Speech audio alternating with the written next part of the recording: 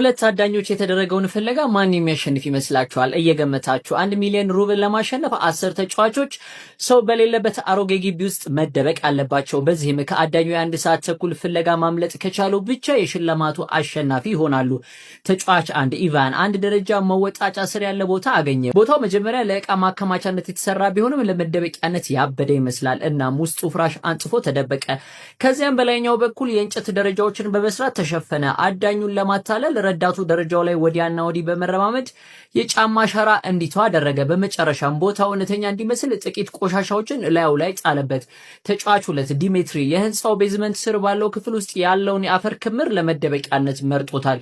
እናም የፊቱን ገጽታ አፈር አስመስሎ ለመደበቅ ሜካፕ ባለሙያ ቀጥሮ ተሰራ። ከዚያም የሰውነት ሙቀቱን ለመጠበቅ በከረጢት ወይንም ስሊፒንግ ባግ ተጠቅልሎ ሙሉ አካሉን አፈር ውስጥ ቀበረ። ቦታውን ለመቃኘትና ለመተንፈስ እንዲረዳው ብቻ አንድ አይኑንና አፍንጫውን አወጣ። ተጫዋች 3 አሌክሲ መደበቂያውን ወደ ቤዝመንቱ የሚወስደውን ደረጃ አደረገ። የደረጃውን ከፍታ ከፍ ለማድረግ 2 በሲሚንቶ የተሰሩ ሰሌዳዎችን ሰራ። ይህም የ20 ሴንቲሜትር የከፍታ ልዩነት ፈጠረለት። እናም ውስጡ በመግባት ተደበቀ። ነገር ግን በዚህ ጨለማና ጠባብ ቦታ ውስጥ ለ1 ሰዓት ተኩል መቆየት በጣም ከባድ ይመስላል። ከዚያም ረዳቱ ቦታው የቆየ እንዲመስል ከላይ የተለያዩ ነገሮችን አደረገበት። ተጫዋች 4 ዮሊና ወደ አትክልት ስፍራው በውስጡ ቀዳዳ ያለው ሰው ሰራሽ የጥድ ዛፍ ይዛ በመሄድ በውስጡ ተደበቀች። ዛፉ ከውጪ ሲታይ እውነተኛ የሚመስል ብቻ ሳይሆን የውስጠኛው ክፍልም እሷ ተቀምጣ እንድትደበቅበት የሚያስችል ምቹ ቦታ አለው። ተጫዋች 5 ናታሻ ለአትክልት መትከያነት በተዘጋጀ ቦታ ውስጥ ለመደበቅ አቅዷል። ለዚህም ረጅም ሳጥን የሚመስል የጡብ መደበቂያ ሰራ። ነገር ግን ቦታው ላይ ሲደርስ የሳጥኑ መጠን ትንሽ ከመትከያው ቦይ ጋር የተመጣጠነ አልነበረም። እናም አማራጭ ስላልነበረው ግማሹን ለመቁረጥ ተገደደ። ምንም እንኳን ቁራጩ የሚሸፍነው ቦታ ትንሽ ቢሆኑም ላዩ ላይ የተወሰኑ ቆሻሻዎችን ካደረገበት በኋላ ቦታውን ብዛም አጠራጣሪ አይመስልም። ቀሪዎቹ 5 ተጫዋቾችም ተደብቀዋል። ቦታቸውንም በፈለገው ሰዓት የምናየው ይሆናል። ቀኑ የመሸ ሲመጣ የ1 ሰዓት ተኩሉ የአደን ጊዜ ተጀመረ። እናም ቦታው በጣም ትልቅ ስለሆነና ተጫዋቾቹም ብዙ በመሆናቸው የዝግጅት ክፍሉ ሁለተኛ አዳኝ ጋብዟል። ነገር ግን ለአዲስ አዳኝ በእንዲህ ያለ ቦታ ውስጥ በሌሊት ሰው መፈለግ ቀላል አይደለም። እንደምትመለከቱት ተጫዋቾቹ አዳኞቹን ለማሳሳት ብዙ አስገራሚ ነገሮችን አዘጋጅተዋል። ስለሆነ በዚህ ጨለማ ቦታ ላይ ፈሪ ለሆነ ሰው መንቀሳቀስ ከባድ ነው።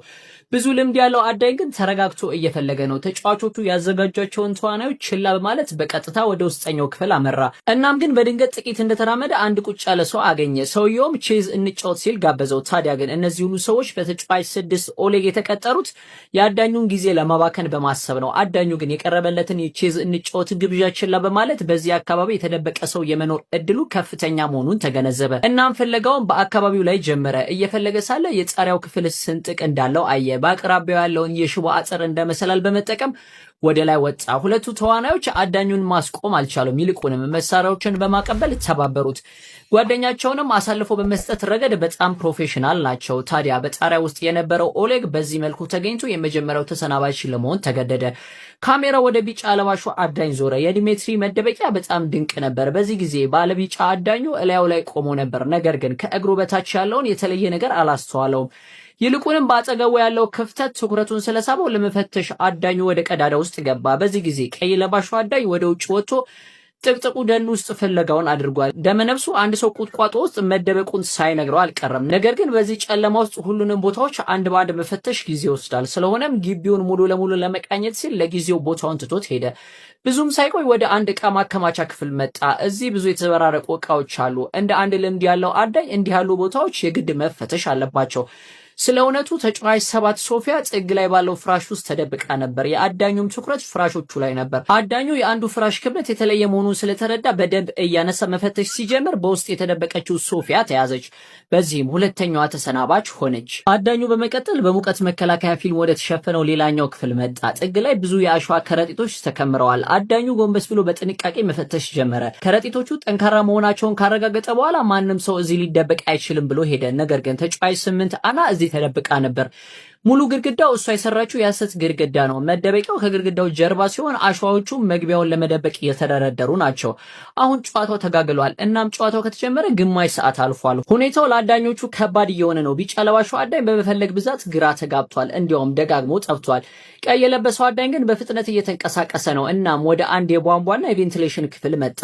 እንደ አንድ ልምድ ያለው አዳኝ እዚህ መደበቅ ጥሩ ምርጫ ይመስላል። አዳኙ ጎንበስ ብሎ በመግባት መግቢያውን ሲፈትሽ ፈገግ አለ። በቧንቧው ውስጥ ያለው አቧራ 3 ረድፎች ያሉት መስመር ሰርቶ ነበር። አንድ ነገር በቅርቡ እዚህ ቦታ ላይ እንደተንቀሳቀሰ ግልጽ ነው። እዚህ የተደበቀው ሰው ጀማሪ ታዳይ መሆኑ ያስታውቃል።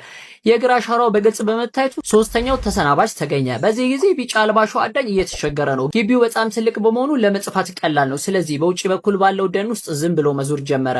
ሳያስበው ትንሽ አስገራሚ ነገር አገኘ። ከዛፉ ስር የሆነ ነገር አየና ሄዶ ሰው ሰራሹን የጥድ ዛፍ ሲያነሳው ዮሊና ተገኘች። ከጨዋታውም ተሰናበተች። ቀይ የለበሰው አዳኝ አሁንም በሙሉ ኃይሉ እየፈለገ ነው።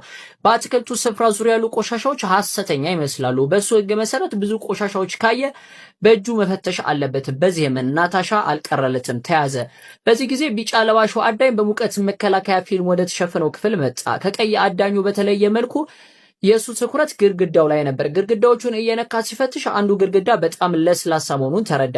ምናልባትም ከጀርባው እንጨት ሊኖር እንደሚችል ስለጠረጠረ ፊልሙን ቀዶ ሲፈትሽ አናን አገኛት። በዚህ ጊዜ ቀይ ለባሹ አዳኝ ወደ ላይኛው ክፍል ፍለጋውን ቀጥሏል። በመንገዱ ላይ ከእግሩ በታች ያለውን ደረጃ እንደገና ችላ ብሎ አልፎት ሄደ።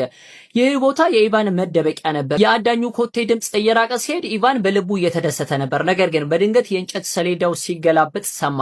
ቢጫው አዳኝ ተመልሶ መጥቶ ነበር። ወደ ታች ሲወርድ ከእግሩ በታች ያለው እንጨት የተለየ መሆኑን አስተዋለ። በዚህም ሲፈትሽ ኢቫን ለመያዝ ተገደደ። በመጨረሻም ቀይ የለበሰው አዳኝ በጡቡ የተዘጋ ቀዳዳ አገኘ። በውስጡም ትንሽ ብርሃን ይታያል። ይህ የሆነው ተጫዋች 9 ሜሲ በውስጡ የቪዲዮ ጌም ወይንም ፕሌይስቴሽን እየተጫወተ ስለነበር ነው። የጌም መጫወቻዎችን፣ ሞኒተር፣ የኤሌክትሪክ ብርድ ልብስና ፍላሽ ይዞ ገብቷል። እውነትም ለ1 ሰዓት ተኩል መደበቅ ስላለበት መዝናኛ ያስፈልገው ነበር። አዳኙ ገብቶ ሲያየው በጣም ደነገጠ። ሜሲ ከተያዘ በኋላ የጨዋታው ጊዜ ተጠናቀቀ። ሁለቱ ተጫዋቾች ማለትም አፈር ውስጥ የተደበቀው ዲሜትሪና አሌክስ እስከ መጨረሻው ሳይገኙ በመቆየታቸው የ1 ሚሊዮን ሩብሎ አሸናፊ ሆኑ። እሺ ሰዎች፣ የምንሰራው ስራ የሚመቻችሁ ከሆነና በምላሹ ደግሞ እናንተኛም በትንሹ ማገዝ ከፈለጋችሁ ቻናላችንን ሰብስክራይብ፣ ይህን ቪዲዮ ደግሞ ላይክ ያድርጉት።